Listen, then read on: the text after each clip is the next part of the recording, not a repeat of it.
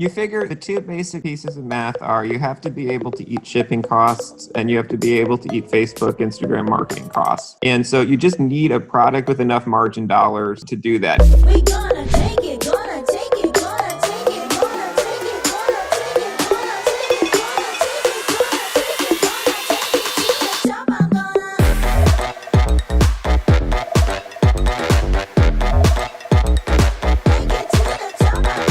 Welcome, Jesse. Thank you for joining us for the Road to AdWorld. When you began studying at Columbia, I remember even my past experience going to college and university. You always have different dreams starting out, but what was your initial thought when you started at Columbia where you were potentially going to end up? Because I know you shuffled around a little bit before even landing at Hubble. What was your first kind of intent when you were starting at Columbia? I'm still one course away from completing a film studies major at Columbia. Film studies was great because you watched movies and wrote papers. Started my sophomore year, it occurred to me that might not be the same thing as film production. NYU downtown has a lot of production. Columbia didn't. So with a couple friends, applied for a grant to get a bunch of equipment on campus for a couple weeks, so we can monkey around with that. And also, one of the great things about Columbia, you're in the city. Most of the classes are 2 days a week. So I always liked loading up my classes either Monday, Wednesday, or Tuesday, Thursday. Then you either have the days to do what you want with them or you can do internships or stuff. So I was working during the semester on the closest live set to campus, which was Sony's daytime judge shows on 106 and Park. So I was a PA for Judge Hatchett and Judge Maria Lopez and Judge David Young. And it was awful. And it occurred to me that making the movies might be tougher than watching them. So I kind of ran sprinting away. So how did you eventually gravitate over time to D2C? Was it when you were part of maybe the endowment fund at Columbia where you were being exposed to companies? Endowment work, a lot that was good about it. Interesting work. You're sort of looking across all alternative investment classes and getting to millimeter deep, miles wide, talking to managers across, who are doing bits and pieces of everything. But one of the other nice things about endowment life is very regular schedule, religiously sort of 8 to 5, 8 to 6. I had free time and I had predictable hours. So the years that I was at the endowment, I was also always kicking the tires with friends on projects that they were working on. I worked with a couple friends on some stuff in the organ banking space. And actually, two of my friends ended up starting a bone marrow bank business that first round backed that I'm on the board of now called Ossium. I worked with a friend from Zynga on a dating app. That was more of a misadventure, but fun. And Ben, my friend from Bridgewater, was at Harry's and kicking the tires on contact lenses. So I spent some time with him sort of mapping that out. And in general, it's really everybody wants to work on their idea. There's very little competition for being the person who works on somebody else's idea. So if you want to keep a day job, want to keep a paycheck coming in, but want to explore other opportunities, being that person who's willing to help somebody figure out whether they've got something or not is pretty good territory to occupy. Definitely. And so I think that was part of selling Naked Too, Don't Quit Your Day Job. How long when did you fully switch over to Hubble? When was it So Ben and I started talking about, Ben was probably looking at contact lenses starting mid 2015. We started maybe talking about it late 2015, maybe March, April 2016. We started thinking, okay, would there actually be investor demand for this? We applied to some of the accelerators. We were getting interviews there. So we're like, okay, that's some positive feedback already. As we were starting to do those interviews, we also start reaching out to investors and saying it's always better, if you can reach out with an alternative. And so we were able to say we got lives going on. It's fine if we don't do this thing. We don't have any accelerators who signed up yet, but we're in the middle of their process and they all seem interested. Would you want to put some money into this thing? And the demand was just much stronger than we thought it would be. So, we put together a large seed pretty quickly. And that's kind of the go, no go on doing this full time. And the large seed, that was, what was it up to? It was around 7 million?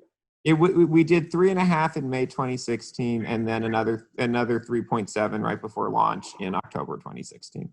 At a perfect timing to be looking for seeding as well. At that given point in time, 2015, 2016, people were shouting. Go back in time and see 20 other companies then. I know we talked about this. We've talked about this before. But when you're looking at D2C companies, and like Contact, not necessarily the sexiest one out there, similar to like Moise with his soap, like or deodorant. Sorry, but there's always the checklist, and we had discussed previously. I think you were like extremely like to ship, reoccurring. What other elements of like a checklist? Like the two basic pieces of math are you have to be able to eat shipping costs and you have to be able to eat Facebook, Instagram marketing costs. And so you just need a product with enough margin dollars to do that. And you can get there different ways. So you can get there with high recurring, lower ticket. You can get there with big ticket, single time. But you have to be able to convince yourself. It's hard to build a business large, if you can't make at least $50 off a customer, ideally, north of, 100 or 200. You have to convince yourself that, that possibility is there. I think that's something that most, when I'm talking to potential founders, that part they get. I think the part that they're often unrealistic about is consumers are pretty smart and pretty rational. And so you can't say you're going to get there because you're going to overcharge for something and have a low CAC. The way you have to be able to see a version of the world where consumers are getting the product at good price and you still are making enough money. And so there's a couple ways you can get there. You can do that because you are providing value in a premium category. So you're looking at a big category, you're segmenting that into a premium subcategory, and you're providing a value alternative in the premium subcategory. It's hard to do if you're going to be the value version in the basic version of that category. It's hard just because there's not generally enough dollars left on the table then. The other way to get there is you could think you actually have a good pulse on product and on the market and just release a new product. And then what good value to the consumer is less defined because you're filling an unmet need. And that doesn't have to be, the iPhone. It doesn't have to be some breakthrough physical product. Weighted blankets have been a great direct-to-consumer category the last few years. There's some understanding of the consumer there that makes that category work and opens it up. But it's not like there's anything fundamentally complex about the technology of making a weighted blanket. It was opening up a consumer niche that was sort of sitting there latent. Mm-hmm. When you're discussing with the founders that you're working with now, and I know you're doing a lot of that, is there much conversation out the gate on where you can scale horizontally with a given niche? Like obviously with Contact, it's pretty. It's almost siloed out because otherwise you'd be branching into eyeglasses and then you're going after Harry's. But like, are those part of your early discussions with founders? Yeah, or? I mean, I think you've seen lots of successes deepening product catalogs. So like I'm on the board of a swim business called Andy, and the CEO over there, Melanie Travis, and her team have done a great job increasing SKUs over time and in a way that's actually, driving value for the consumer. And they're seeing that in, higher conversion and better return on ad spend. Maybe you have some room to go broader than that, or like Bombas is an example I always like tossing out where like, their team has done a great job understanding their consumer well, increasing product SKUs and driving higher conversion as a result. But like, if you think about like what's so amazing about Nike as a business, and the thing that's amazing about Nike is that Nike convinced everybody that the thing they're expert at is sports. And so then like anything athletic was fair game. And to be fair, it's a young space and it takes time. You look at brands like, whether it's Ralph Lauren or Nike, these big brands move product in lots and lots of subcategories. And it took decades to build that. So maybe just not enough time has elapsed. Right. But like, there's definitely that skepticism. A lot of the sheet companies have tried to do stuff in pillows and mattresses. And a lot of the mattress companies have tried to do stuff in sheets and bedding. And I think at the end of the day, if you're sort of a heavy Instagram consumer, you're likely to think, I want to buy from everybody and sort of their, what they're known for. And so I'm going to get my mattress from Purple maybe, and I'm going to get my sheets from Brooklyn and then, or Parachute or whatever it is. Yeah, no, that makes sense too. Sometimes also just staying in your lane is extremely powerful and just owning. Yeah. Yeah. With now I know like I've even in our discussions and in other interviews I've seen from you, Hubble is just one aspect of your life really, is where you're becoming more and more the trusted advisor with founders. You sit on many boards.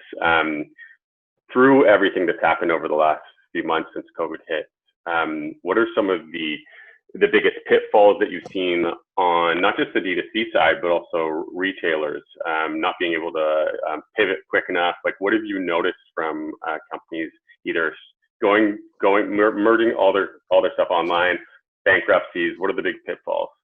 I mean, look, nobody in the direct-to-consumer space or e-commerce broadly was planning for a pandemic in 2020. You don't root for the misfortune of others, but it's obviously been a tailwind to the space. To me, the one that's most interesting when I think about this sort of outside of e-commerce, but you think about Disney versus Netflix, where in 2019, Disney was probably trading at 50% to 100% more than Netflix was, and and the thought was, okay, Disney Plus is this great, rapidly growing offering, and maybe Netflix is better head-to-head there, but look at the total Disney portfolio. Netflix's whole business was in the one part of the portfolio that, that's most exciting today. I think it's more interesting and tougher to, for businesses that already had retail investment, whether that was their own stores or retail partnerships, it is what it is, and everybody's reallocated as aggressively back towards e-commerce as possible.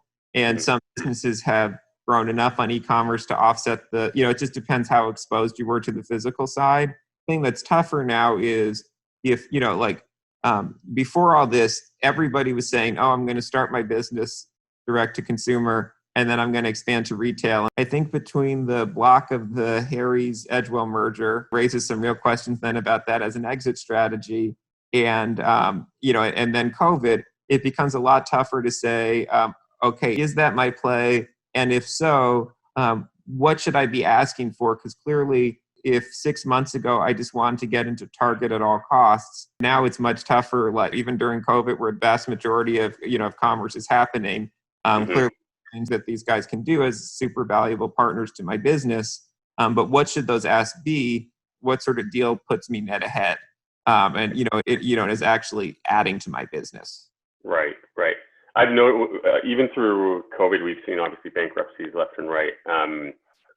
Some online, like some D2C companies, have been going in and snatching up the companies that are going bankrupt for their IPs because they can leverage either all their online customer databases or even just for SEO purposes. Have you seen much of that on your end? Yeah, I mean it's interesting, which is 2018, 2019, honestly, was not a stretch of super high excitement around direct to consumer. 2016, you had the Dollar Shave Club deal. 2017, I think people thought oh, okay, you're going to see a bunch of exits, whether it's, Honest Co. or whoever it was supposed to be. And then it just didn't happen. In 2019, you've had deals getting done. You had, Bomba sell to a PE fund, Native sell to P&G. It's been, bootstrapped or sort of lightly financed businesses where the founders still own a very large stake, and so they have control over that decision. And B, prices that are lower for the acquirer, are pretty transformative for them. So I think the question now is right before this, I mean, February 2020 was the Casper IPO, which hopefully was the low point in sort of sentiment around the space. Is this a more exciting space now? What does it look like? Shopify is taking off to the moon, but the truth is Shopify is broad, but the margins they capture on direct to consumer revenue are tiny, especially when you back out what they have to pass through to Visa and Amex and the credit card companies. A lot of the margin dollars sit with Facebook, and that's priced high already, but all the rest of the brands. Outside of Facebook, most of the margin dollars sit with the brands. So if this is a space that people are excited about, again, as evidenced by where Shopify's price has gone, what can you do in the space where most of the margin dollars sit to sort of give people exposure to that and share what feels like, it feels like a story that people are excited about. Yeah, I love that. When you talk about a lot of the dollars sitting with Facebook, I know that Hubble was, most of the traffic was primarily based on Facebook and Instagram, was it? And Google? Yeah. And yeah, you had referenced that, that's where your demo is and that's where it makes the most sense. But with all these new emerging platforms, new and old, now that Reddit has their own ad buying platform and TikTok's taking off, being exposed to all these different companies that you are working with, which of the companies are the ones that you're seeing success on those types of platforms? Like TikTok, it's so touch and go because the demographics on TikTok are completely skewed. Yeah, Reddit. So Reddit's interesting because Reddit has such an incredible volume of traffic, but they also have when you get good organic posts on Reddit, it's, especially earlier on when like smaller things can move the needle for your business. I've heard a lot of impact on those. It's a bad community to advertise to because it's the ultra skeptic. By definition, it's both the people on Reddit and the mindset you're in when you're on Reddit is like not the most receptive one to be advertised to. You're going to get a bunch of trolls commenting on your post. Yeah. Reddit users are very protective of their space as unfiltered and unmarketed. That's tough to step into. Putting aside all the other TikTok questions, just purely from an ad perspective, it's probably the most interesting one to emerge in a long time. So caveat this all with, we've heard some success stories about TikTok on the e-commerce side, but TikTok does not have great ad delivery yet. They don't have a pixel yet. They're working on that.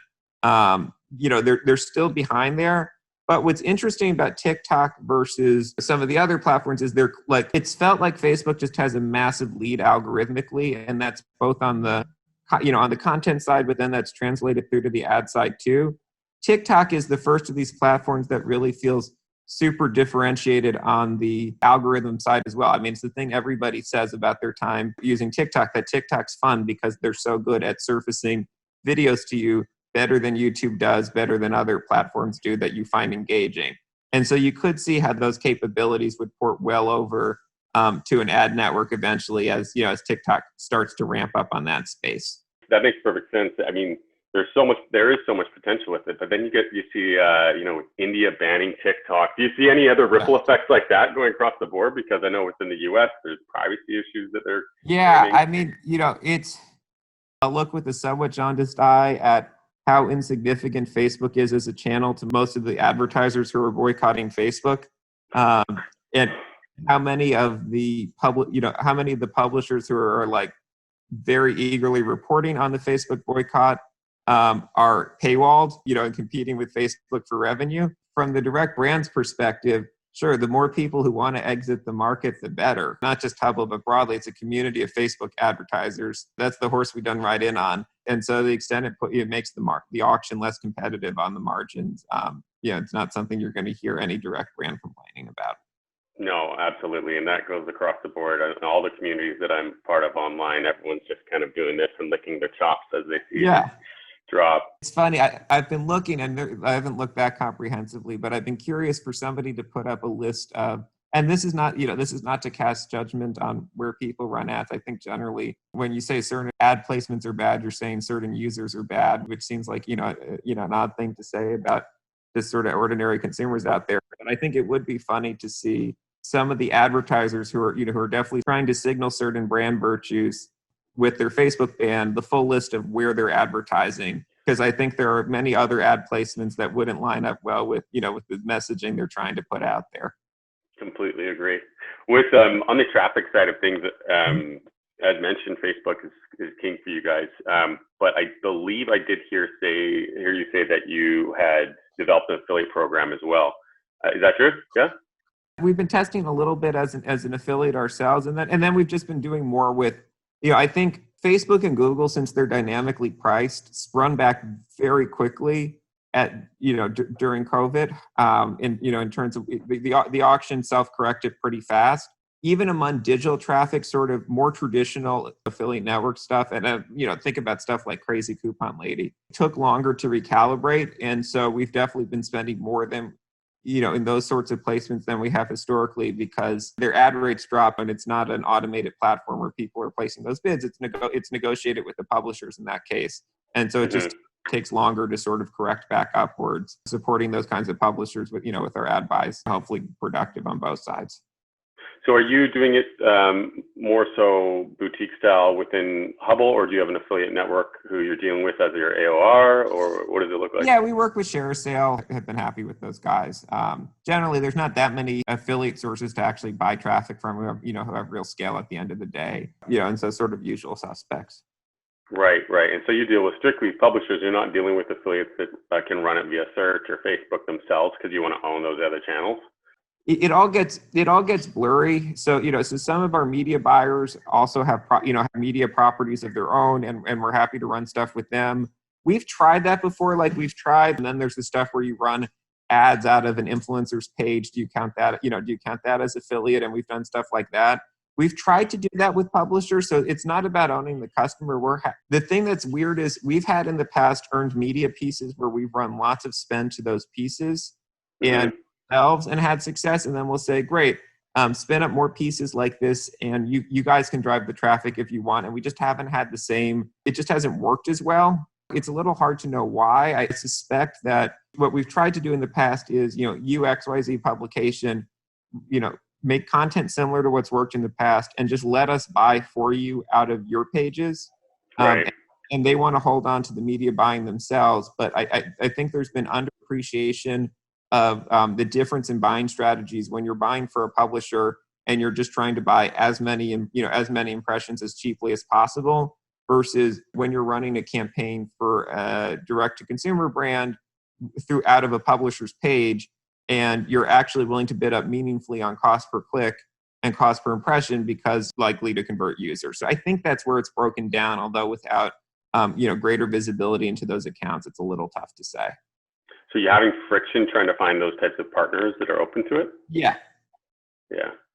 Yeah, it's not something I remember. My initial career in the industry was on the affiliate side, especially with Affiliate World being our other event, and it's evolving over time. But more and more publishers are gaining access, and vice versa. If brands want them, if you want them to hop in and manage your ad buying, it's becoming more acceptable. It's just not completely there yet.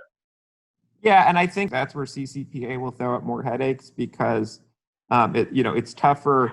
As a brand, you just don't deal with that much data, and you're not really passing the data forward. For the most part, was unfortunate about GDPR and will be unfortunate about CCPA, and if something similar gets rolled out nationally, is Facebook and Google have the resources to comply with sort of whatever bogey's tossed at them. And maybe some large publishers, maybe if you're the New York Times, you can deal with that.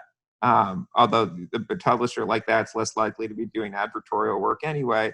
But you sort of go down the ladder of independent publishers, the resources to credibly run a GDPR or CCPA program and be able to say that I'm selling your data today, but I have the resources to stop doing so in the future and and delete your history. Relatively straightforward in the e-commerce case where you say, okay, your data is going into a Shopify database, and sure, we can delete that later. It's a lot tougher in the publisher case and in the independent publisher case. And so, I think it's one of those things that is well-intended, trying to give, power back to the consumer, but, has hardly the only one to comment on this or observe this, but has pretty obvious ramification of making life a lot tougher for independent publishers who seem to have enough obstacles in front of them already.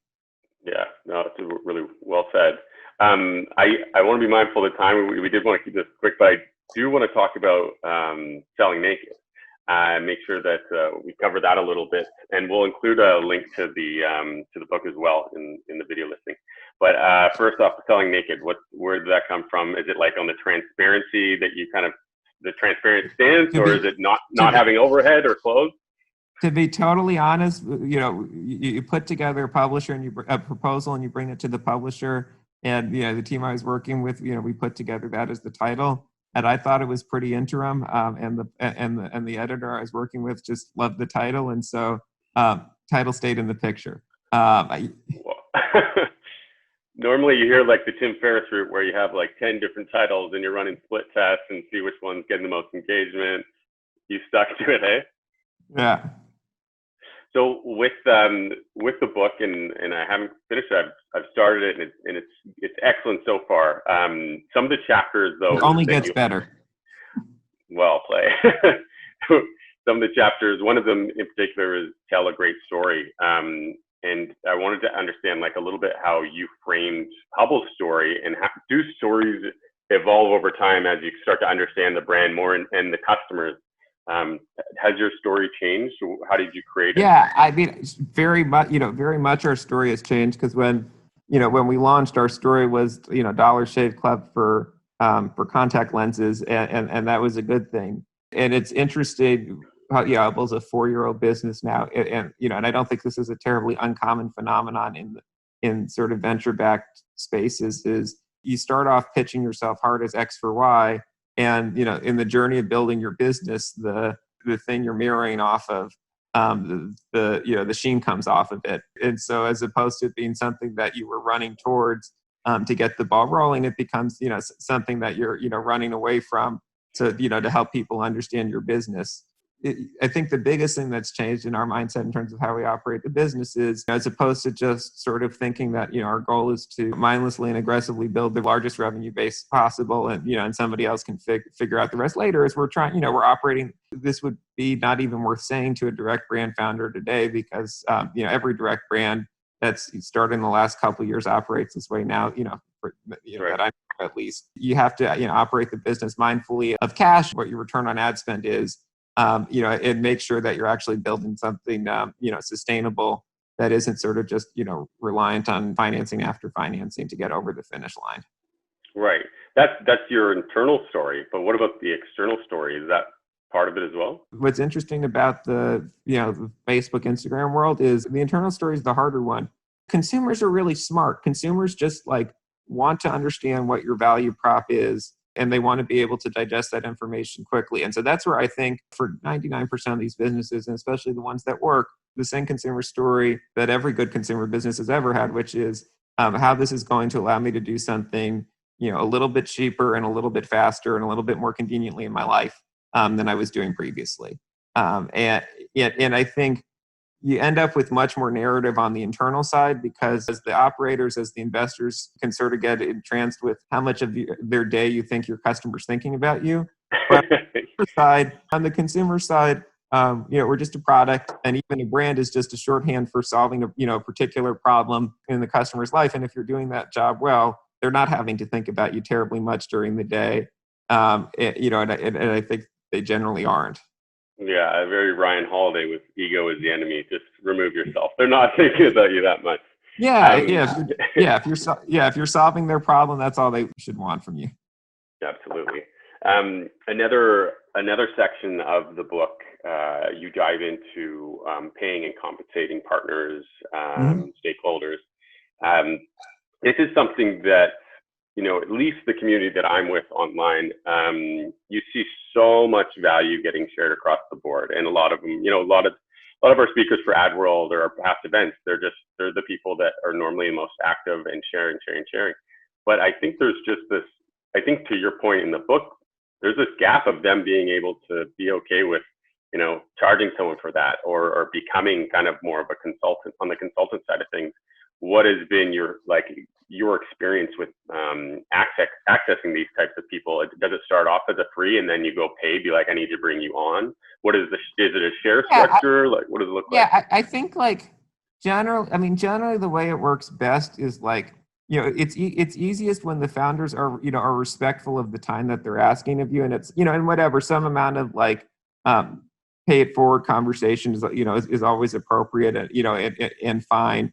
And then if that's becoming a regular enough cadence, at some point you say, we're chatting a lot, what's this relationship going to be? You're building a new business, you have a lot to think about. I don't generally think it's, pressing the issue there that much. I mean, to me, it's more a question of just time and energy, which is founders should just be cognizant of the fact that somebody might be game to chat with you and somebody might be game to chat with you in fair volume. At the end of the day, the folks you're talking with, are thinking about lots of things, and the things that they have more upside in and more participation in are going to be the things they think about more, whether that's, cash or options or whatever it is. Nothing wrong with that, but but if you think that there's more value you can get out of that relationship, you should figure out a way to compensate them for it, because that's how you're going to get, that's how you're going to get the TLC. That's how you're going to go the distance. I mean, understanding your lane. A lot of founders try to do everything themselves, but I think with you, in your case with Ben, knowing what your specialties and your expertise are, and then trying to fill those gaps. Because like I said at the beginning of this question, the amount of the access to knowledge is extremely vast at this point. You just have to kind of take a little bit of time and you can uncover a lot. And the people behind that are the ones that can fill the gaps for you. Yep. And, you know, and those loose relationships can turn into really long-term valuable relationships that will be game changers down the road. Jesse, I want to be mindful of your time. This has been a great conversation. Lots covered. Appreciate it. And I know the audience does as well. I'm glad to give everyone a little bit of an insight as to you, one of our AdWorld speakers. And I think we're going to be excited to hear more from you come November. Awesome. Thanks so much, Chad. And look forward to talking more soon. Awesome. Okay. See you later, everybody.